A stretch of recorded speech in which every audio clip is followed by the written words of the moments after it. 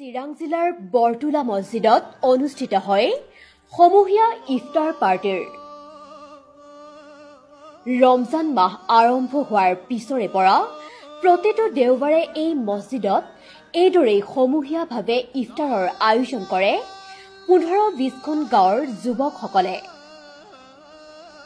ইফতাৰৰ পিছতে বিশ্ব শান্তি তথা অসমত স্থায়ী শান্তিৰ বাবে প্ৰাৰ্থনা কৰে।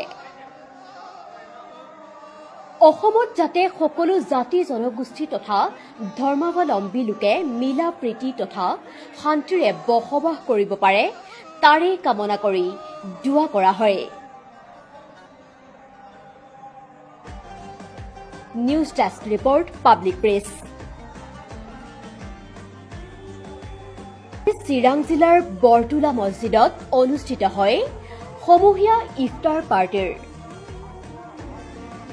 ৰমজান মাহ আৰম্ভ হোৱাৰ পিছৰে পৰা প্ৰতিটো আমি ইফতাৰ খোৱাৰ পিছত সমূহীয়াভাৱে যিটো ইফতাৰৰ আগত দোৱা কৰোঁ, বিশ্ব ভাতৃত্ববোধৰ কাৰণে যাতে বিশ্ব শান্তি হয় তাৰ বাবে আমি সমূহীয়াভাৱে দোৱা কৰোঁ। তাৰপিছত আমি আল্লাহৰ দ্বাৰা প্ৰদত্ত ৰিজিকৰ দ্বাৰা ইফতাৰ কৰোঁ। ইফতাৰৰ পিছত আমাৰ নামাজ হয়।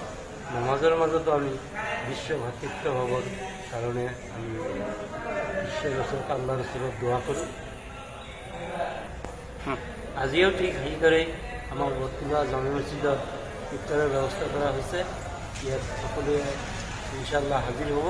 তাৰপিছত সমূহীয়াভাৱে দোৱা হ'ব যাতে আল্লাহ তাআলা আমালোকৰ এই অঞ্চলত শান্তি বজাই থাকে, তাৰ কাৰণে আমি দোৱা কৰিম।